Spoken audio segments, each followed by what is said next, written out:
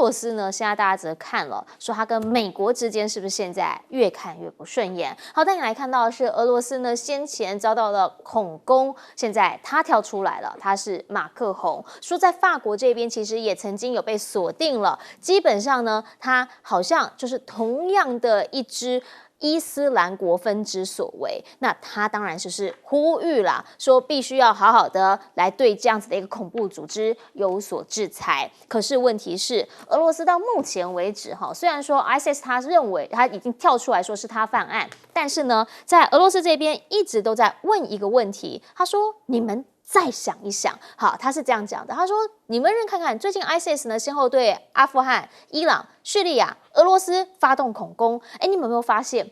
这么刚好啊，都是美国的敌人啊！真是奇怪了。你要不要再思考一下，这里面有什么奇怪的巧合呢？普京呢直接就讲了，说那你们就用这个到底对谁有利这样的一个角度来思考。好，现在如果说是我们莫斯科的边境郊这边发生了恐攻事件，到底对谁有利？回过头来，他认为了，是不是基本上是乌克兰人民会突然之间觉得，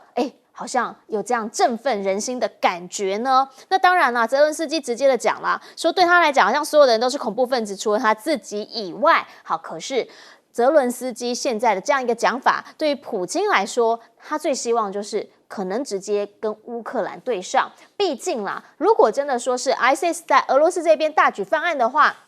有分析认为，这其实是会伤到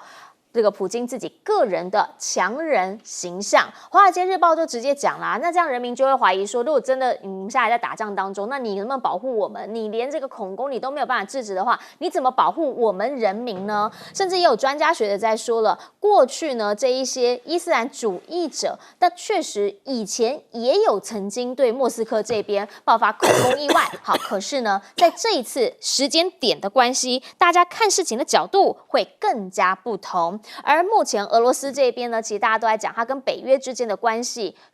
亲疏问题，因为波兰这边呢，他们就说你们先前的这个巡航导弹有打到我们这里来，所以他就把俄罗斯的大使要叫过去，但是俄罗斯这边很直接的讲说，我们没有哦，所以我们也没有必要过去跟你提供任何的证据来接受你的指控。北约现在跟俄罗斯看得出来，他们一直在壮大自己，同一时间呢，他们也开始有更多的军力部署，包括了刚刚加入的瑞典，现在迎来了第一次的北约军舰访问。要团结，当然就在北方这一边有新朋友进来了，我们要一起来对抗俄罗斯。而另一个部分呢，则是他们一直在说的是，现在普京继任成功之后，一定会直接对北约出手。时间点在哪定出来了，说不排除是2026年之后。哇，如果是这样的话，那大概就是2年之后了。德国的情报机构他们的这样子一个评估，让大家开始在问：真的吗？因为美国这里则是认为目前看不到攻击威胁的迹象，因为他们自己必须要到5到8年才能够恢复俄乌战争之前的军力水平。好，虽然你可能会说他们现在的军事潜力啊，包括他们现在跟附近朝鲜等等其他的国家在军力上面的往来，会让他们很大的扩充正在进行准备，看得出来在准备，但那个时间点到底在哪里？有没有发生的机会？要请教赖老师了。原因是因为这一次的这个恐攻意外，基本上呢，大家都知道 ISIS 宣称犯案，但俄罗斯不这么认为。马克宏则说是 ISIS， 他也曾经要对我们出手。美俄现在为了到底是谁干的在争论不休因为这个事关重大。为什么？恐怖主义的攻击是有国际统一战线的，那也就是说，全世界绝大部分的国家都是反对各种形式的恐怖主义的攻击，所以你会看美国也出来讲话也就是说反对任何一切形式的恐怖主义的攻击。美国立场如此，大陆也是如此。所以全世界大家在反恐这个部分是国际统一战线，是一致的。但是问题就在于，如果说他是乌克兰，不管是泽连斯基，或者是他的国防部长，或者是他的情报局局长，任何一个只要跟乌克兰有关的，是乌克兰人受益，是幕后的黑手，收拾这个极端主义这个武装团体去做的话，那这个姿势就体大了。换言之，也就是说，我们都知道首谋者是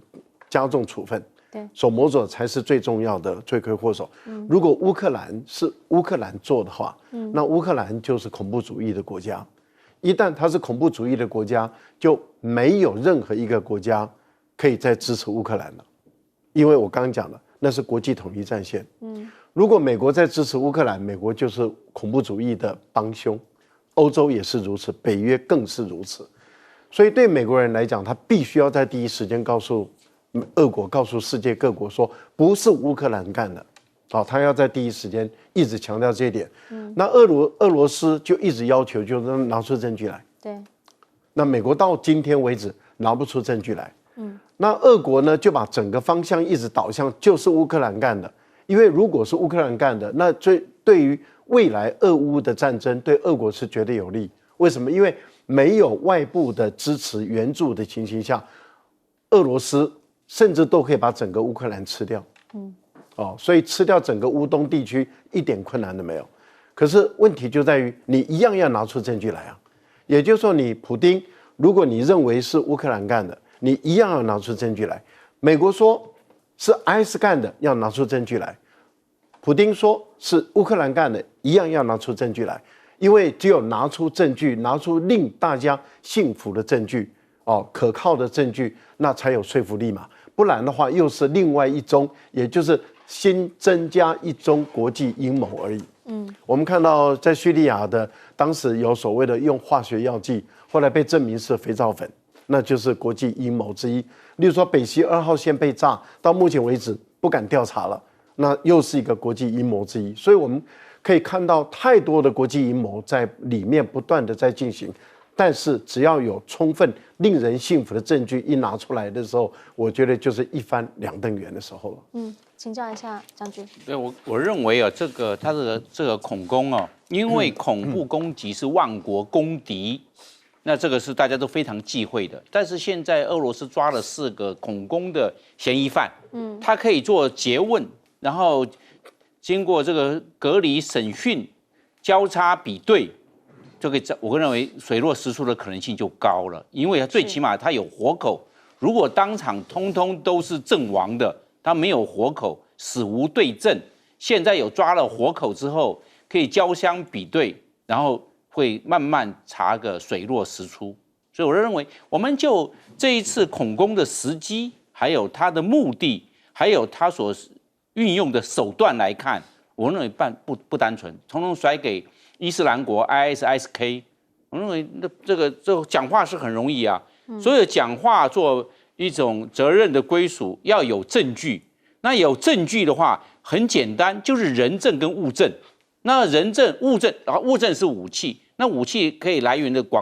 这个管道是非常的多。那人证在手上，那人证在手上，由人证来还原，顺藤摸瓜。顺水推舟就可以查个水落石出，我想这不难，这要靠时间。就跟我当初的时候，这个克里米亚大桥大家甩过，就是这个俄罗斯他自己在那边自导自演，后来查个水落石出，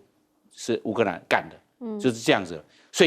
北溪2号也是，当马上甩锅，这个是俄罗斯他自导自演，后来整个查到水落石出了，也是后面有阴谋集团，这个很清楚的。那现在有这4个人证。还不是只是单数1个2个，4个那就多了。那这4个经过查到水库，它的背景，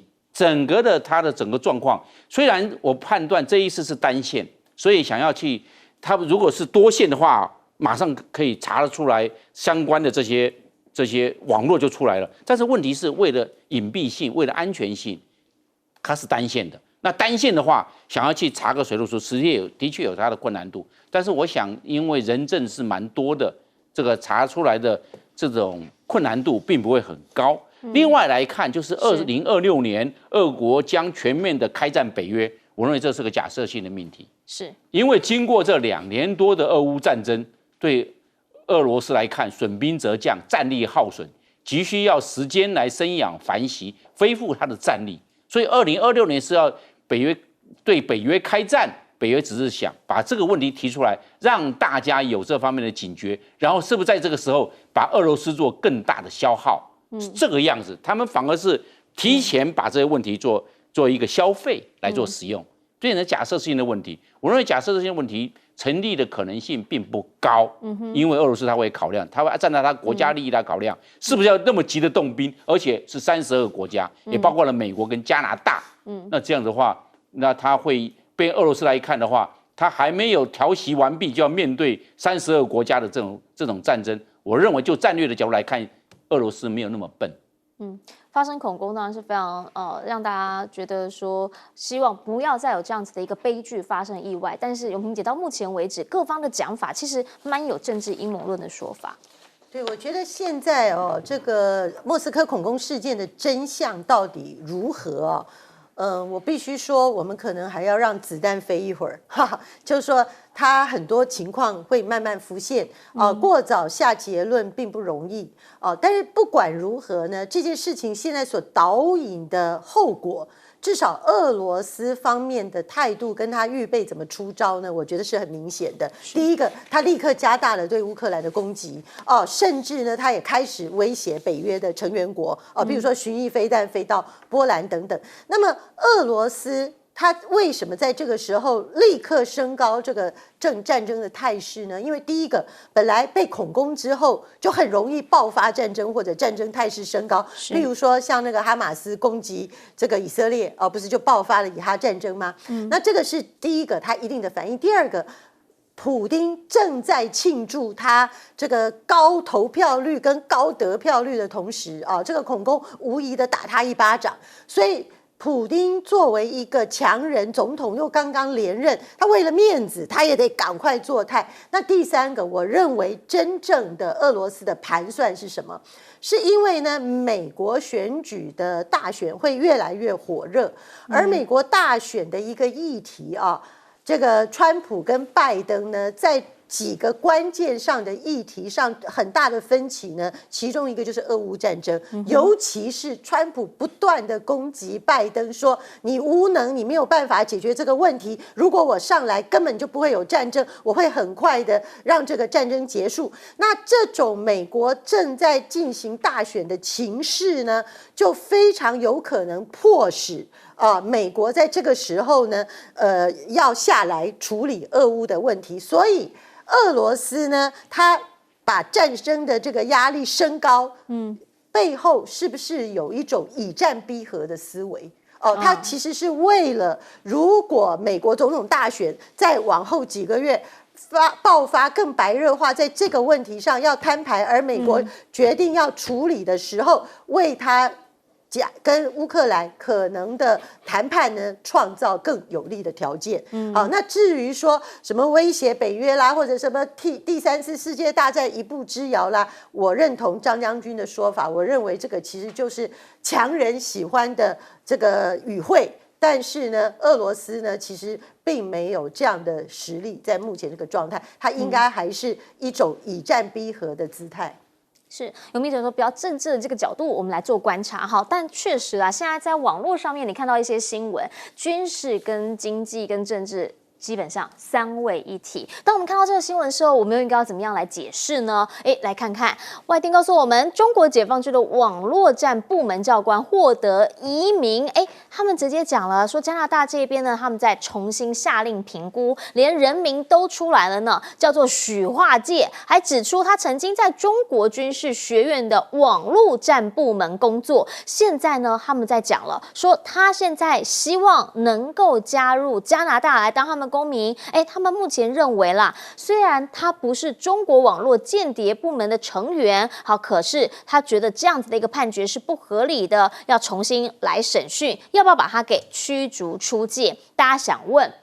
连人脸你有没有看到都有？名字有，人脸有，跟我们一般想象那种特工间谍好像不太一样。竟然都用本名，是不是？特工间谍不是最保护的就是自己的真正的面相，或者是他真实的身份吗？就不禁想到了，百度如果都能找到他的话，他这是特工，真的是当的有点烂惨哈。就像当时王立强，那个时候还记得吗？在澳洲这边也很多人说他是特工，可是特工那个时候还拍沙龙艺术照，让大家觉得说现在的特工跟我们不管说是印象中或者是在电影里面看到的，好像都不太一样。他们不是那么低调，是真的吗？基本上除了说特工进到了加拿大还要去当他们公民之外，还有什么最近跟特工有关的新闻还特别多了？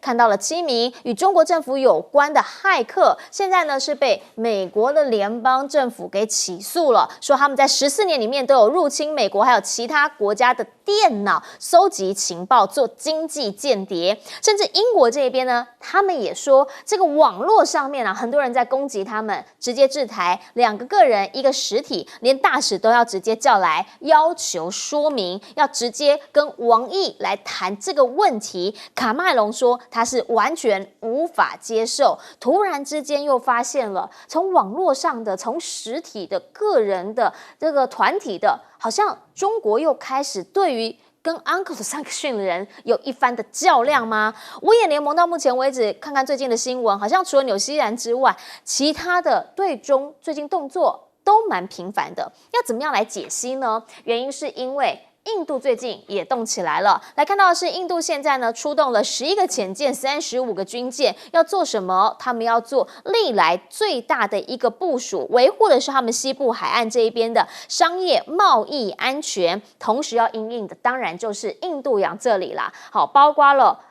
斯里兰卡啊，包括附近有很多的地方啊，中国感觉都一直想要再过来加大他们的影响力。我们这个区域，我们的地盘得要 hold 住，还包括了第一岛链。现在他们第一岛链的抗中刀疤是印度砸7600亿买的军舰，大家开始在问啦，第一岛链动作频频，印度这边也说要买军舰，那是怎样？是要把这个给围起来，一起美日印澳来做抗中运动吗？基本上印度跟中方最近在吵的就是藏南地区，现在他们的外长讲了，藏南地区呢是国土天然部分，让北京这边当然就直接喊话，说这叫做中国领土。实际上对于这件事情，美方也有讲话，美方的意思就是说呢，他基本上还是站在印度这一边。可是对印度来说，真的只是跟中方的领土之争吗？还是因为你们自己也要选举呢？莫迪现在要去访问不丹，要加强2国的一个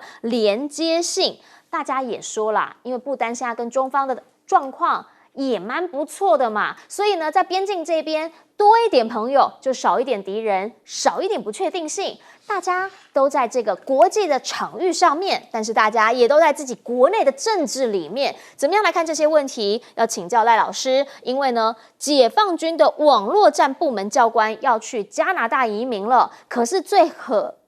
奇怪的、可疑的就是他的名字、他的身份，然后他的样貌，通通曝光。他根本不是间谍。我举个例子了，例如说我们的张将军，假设他有一天要移民到加拿大去，绝对不会有问题。你知道为什么吗？因为两边的关系好的时候啊，那他去移民有什么问题？他加拿大怎么会说，哎呦，你在军队里面，你在台湾的防卫部门里面，你担任过这个中将的一个军校的校长，又当过这个空军的副司令，你来我们这个加拿大可能要来去做情报，不会吧？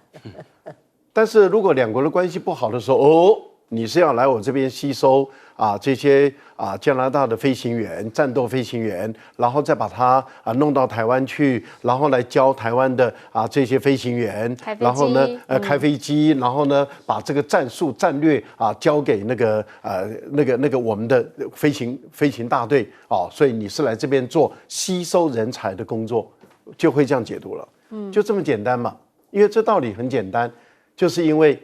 中加的关系目前不好。是。那美国所领导的五眼联盟，事实上在这段时间内，就是纽西兰是化解了一点，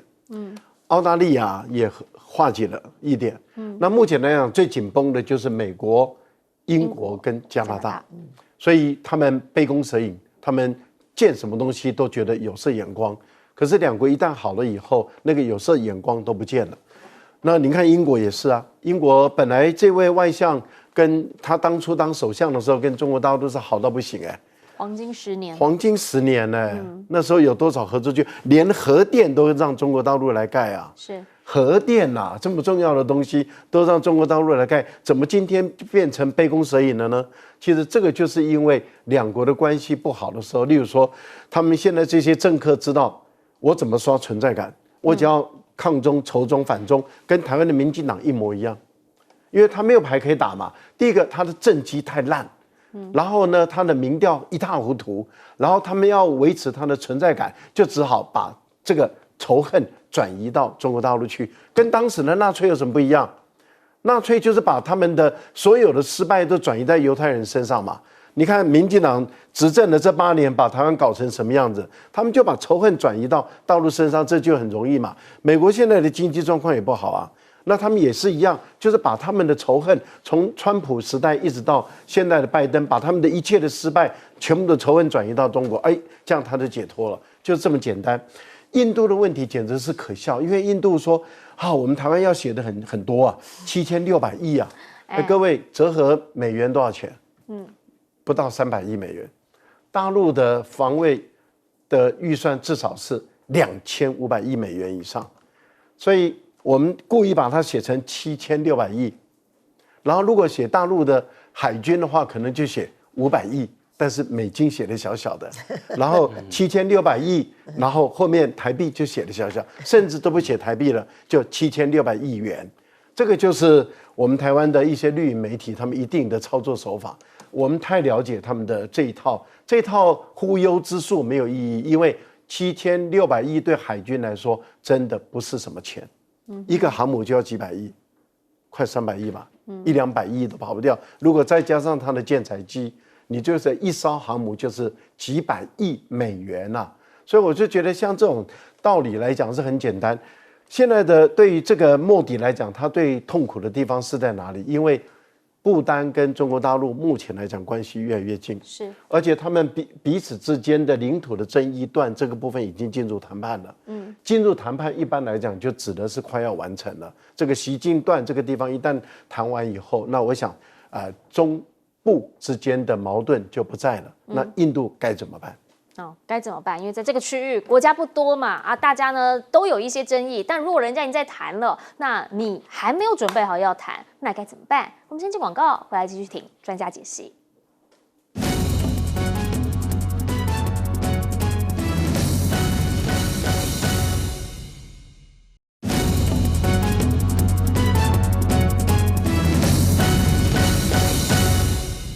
好，我们刚刚讲到加拿大呢，他们现在讨论说，这个情报员来到了这个加拿大这边要移民，让不让他过，引起讨论了。请教将军。对，这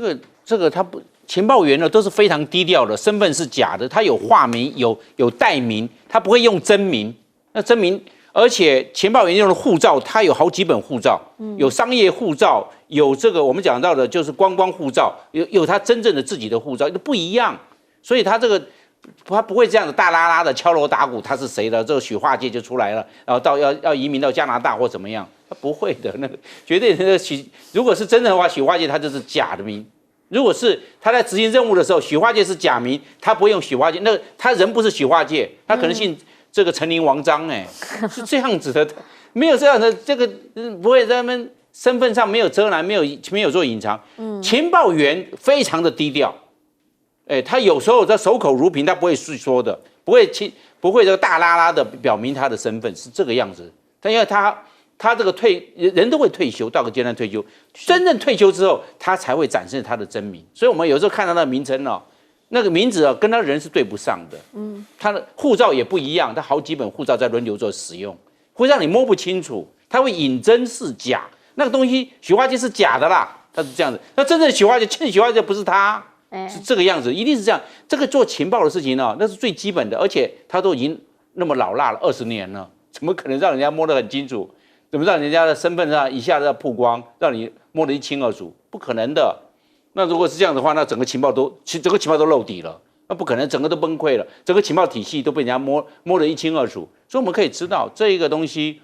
这个都是他这个自己。可能一厢情愿的说法可能是他的绩效抓到了这一个，他把他以前的来龙去脉弄清楚，但是不是这一个人，我们可以这么讲，那是可能是另外一个，可能是狸猫换太子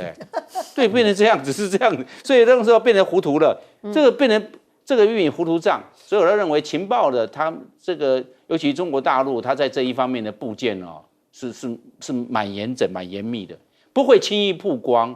不会轻易展露身份，不会轻易的展示出的它的真实的目的，是对它真实的目的跟它的意向，还有它这边进行任务的这方面的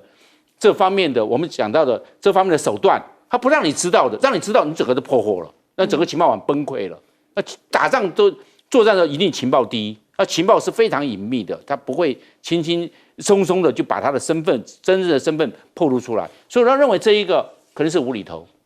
可能有，或者是自说各话，变成然后就说就为了两国，刚才赖教授讲得很清楚，就是因为两国的关系可能不好，然后就抓个替死鬼，就把这个东西揪出来了，结果是个假货。好，我们先进一下广告，广告回来，我们要请永平姐来帮我们总结。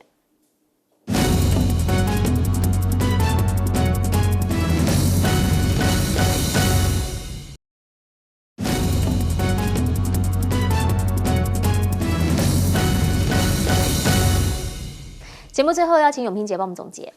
我主要讲印度哦，因为美中对峙的格局一旦起来呢，其实在亚洲国家获利最大的就是印度因为本来很多投资中国大陆的钱呢，现在整个的移到印度去，而印度的这个莫迪呢跟这个美国的川普总统是同种类型的人，他是搞民族主义的诉求他的口号如果我们直接换成是这个印度的讲呢，其实就是跟川普一样 ，Make India Great Again，就是他要让印度再复兴起来。可是他的印度复兴讲的不是全国，是印度教的人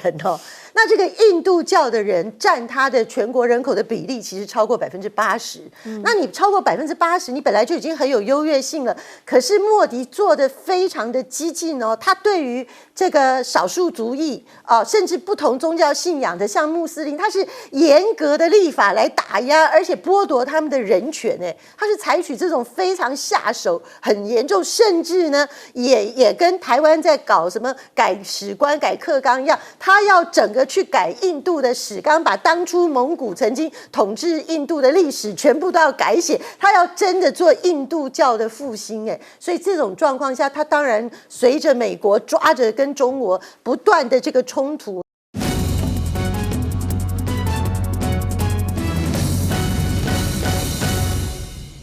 大家午安，我是陈燕莹，欢迎来到新闻大白话。接下来揭晓是国内外大小事，要您听得懂的话说给您听。现在介绍这些小时来宾，首先要介绍的是国际政治专家赖岳谦老师。主持人好，观众朋友大家好。还有前台北市副市长李永平，大家好。以及退役空军中将江延廷。主持人好，大家好。好，要来看到的是在最近里最大的一个新闻是什么？马英九又要去大陆了。这一次的和平之旅，总统府马上给了一个非常温暖的回应，说尊重，而且呢，安全事宜我们会马上给予协助。我需要啥港共啦，翻化成白话就是这样嘛。可是呢，当跳完总统府的那个非常善意的回应之后，不对啊，民进党怎么好像上跟下态度不太一样？因为你来看看这位新科立委沈伯洋马上就说了，马英九跟对岸的关系一直以来都很好，马习会两岸想要设定的法律框架等等等等等，他说，哎呀，都会造成国安危机。好，甚至呢，这个陈柏惟马上酸了，说什么这个时间点去拜皇帝，他说他叫做蓝皮绿骨啦。他说你怎么会挑愚人节去？我怀疑你在臭他，但我没证据。他想问说，你要是要堂堂正正的当中国人的话，你怎么不叫你女儿啊、你的女婿去当中国人去入籍呀？讲话都很酸还有这一位林楚英直接讲了，说怎样？现在是要开启信任席维尼之旅吗？大家开始在说，这个时候他去祭皇陵，当然咯因为我们如果说是中华民族的人文出祖的话，基本上就是宣勇皇帝嘛，那所以呢就会在这个清明的时候去祭皇陵。可是吴思瑶他认为这样子的一个举动呢，叫做充满中国思维，他难以理解。讲到这边，很多人开始在讲了，说那出门的时候可能你要随身带一个什么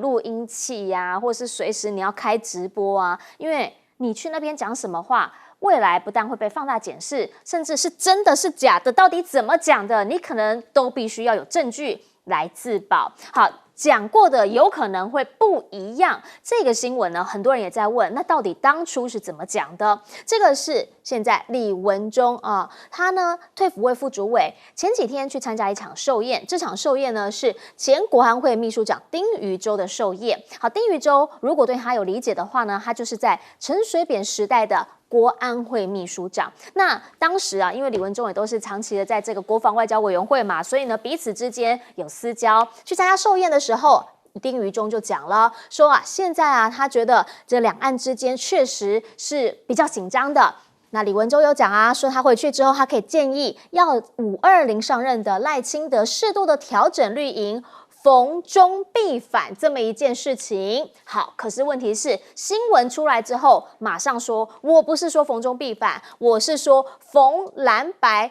舔中，我们就一定会批评，绝对没有说我们呢要什么调整逢中必反啊这样子的一些态度，不是这样讲的。大家开始在问了，所以现在民进党讲话到底哪一次会比较算数？还是说风向不对会马上调整？还是说在里面他们自己也有自己的群众压力？两岸之间大家现在都知道状况，我们会比较紧张一点，毕竟每天都看到什么又过海峡中线啊，对岸的船又过来了。最新一个海巡这边的新闻是告诉我们，台中这边的海巡弟兄帮我们守住了防线。好，因为呢台中港外27海里的地方又有大陆渔船越界，我们马上出动，把它赶出24海里之外。看到这个新闻，当然是帮我们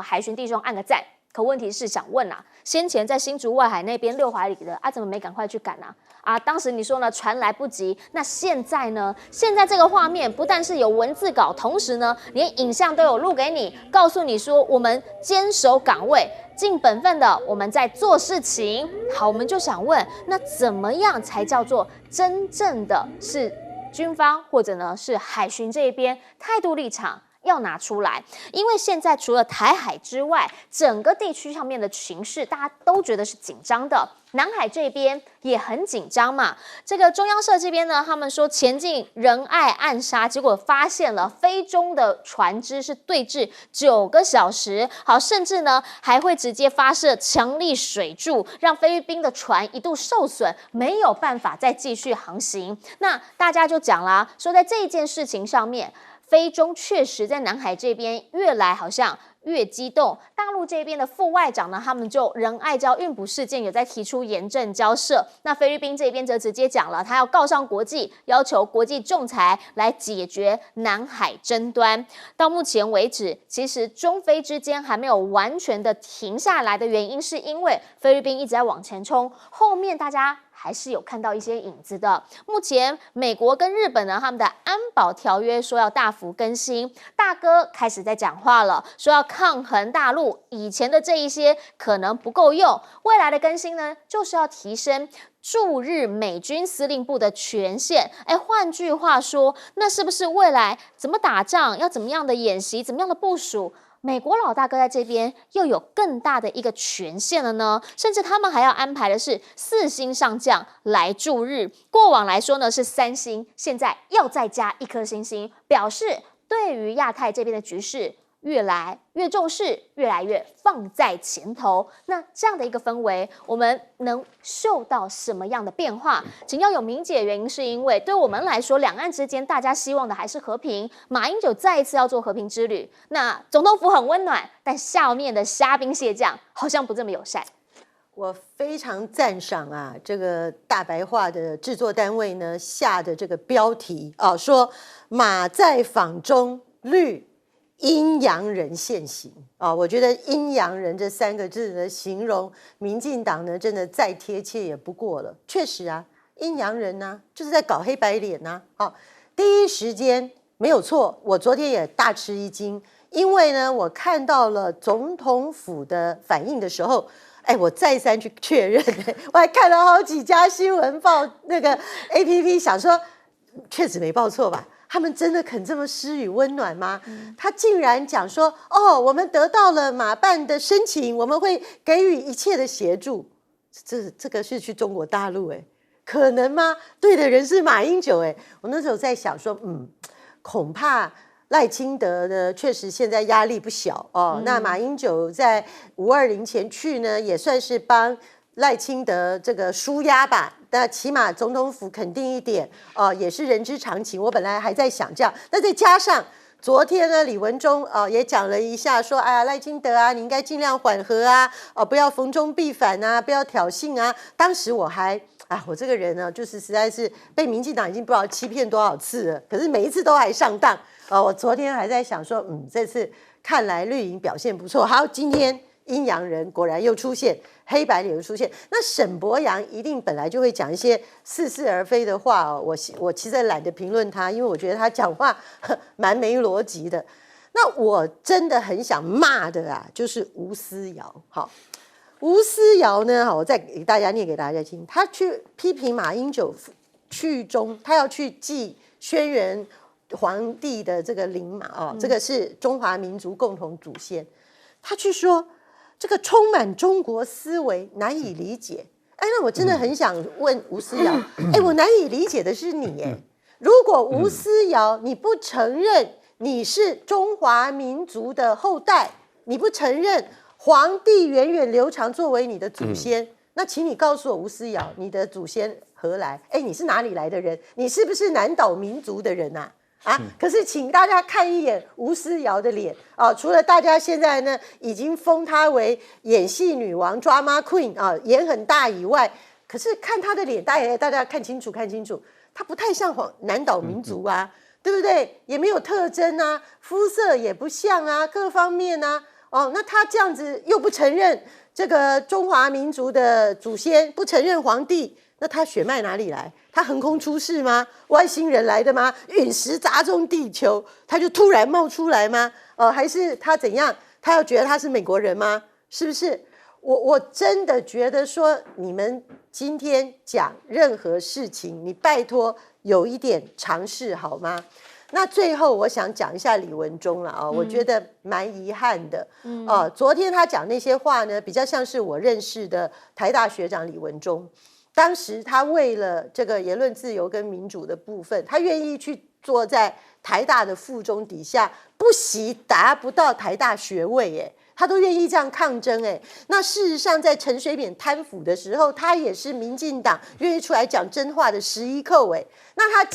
现在以退辅会副主委的角度来呼吁赖清德不要继续挑衅，缓和两岸情势，有何不对？今天何必撤回？撤回的原因就是你李文忠晚节不保你因为赖清德可能不高兴那赖清德不高兴，事情大条他会不会改换内阁的时候，你新潮流没位置坐那我觉得如果一个人到这种状况下还不能说真话，其实做政治人物真的蛮悲哀的。其实现在不只是台海这边局势在改变，我们要请教将军原因是因为我们现在所看到了南海这一边，还有什么？还有日本这一边，基本上其实都看得到，除了是当地，我们这个太平洋区域这边的国家彼此之间，我们看到在较量之外，后面那个美中较量太明显了。请教将军。对，那现在就是中非的南海的这方面的，我们讲的对撞，因为它这是强势驱离。中共的海警船，它是现在喷水柱它表示说它的动作是比以前更明显、更积极。然后它现在喷水柱变成常态了，那就是不要去让菲律宾队在坐滩在仁爱礁的马德雷山号再做运补了，因为他人一直在那边一直做运补，那这个就变成没完没了了。那中国大陆的态度非常明显，这个事情要来摊牌了，就是要摊牌，就不让你运补。你是不是要把这个马德雷山号人员撤出，或者是马德雷山号把它拖走，就很清楚了，就是这样子，就不让人运补。没有到最后面，马德雷山号没有吃的，没有粮食，它也没有这些相关的消毒的器材设备，它可能就会不想办法，要看要怎么样做积极的。那如果是要做积极的空投或什么，可能中国大陆都有一些相对的应变了，可能在所采取的手段也会相对的升温，那变成这个状况。所以菲律宾想要去从这个走法律的仲裁的途径，我想没那么简单，因为只要是走到法律的仲裁的途径，都要旷日费时，不是这个1个月、2个月、3天2天的，都要拖个1年半载。但是问题是，现在马德雷山号的问题就箭在弦上，一定要有个解决，一定要告一个段落，变成这个状况。那现在我们看到日本的话，因为平常美军驻在那边总共的人数大概就是32000的驻军在日本的一些驻地，也包括了雷根号的航空母舰，常驻在日本的横须贺。但是问题是，美国派了4星上将之后，指挥权就是在美国手上。其实指挥权已经在美国手上，但是现在表明了就很强势的指挥权就在美国手上。朝鲜半岛，美国就本来就是这个指挥权就在美国手上了。是日本的派个4星上将，指挥权也在美国的手上了。换讲，美国在第一岛链它是非常强势的。日本跟韩国对美国来说也是军事上的筹码，对应的是对应的北韩，对应的中国大陆，这非常清楚。然后美国让4权统一，那是这个看得就非常清楚了。然后一条边，那从韩国到日本，一直到南边的菲律宾，那整个就变成一条线，就完全掌握在美国的手上，比以前更积极。因为这个第一岛链，中美之间的在军事上的矛盾越来越明显。那美国在这一方面是又做了更积极的应对。那我们在最后我提一下，就是我们讲的，这是马英九要到中国大陆去祭典也好，说这些访问也好，我认为这个民进党政府不见得要去甩锅，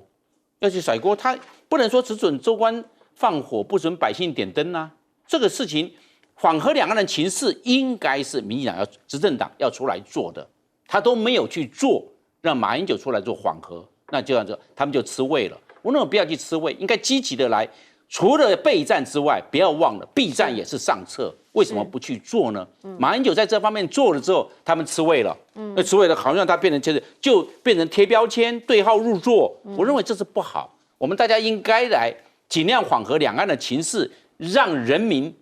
让台湾有更多的发展才是对的。请教一下老师，马英九去大陆访问啊，这个不劳民进党费心了。讲得好。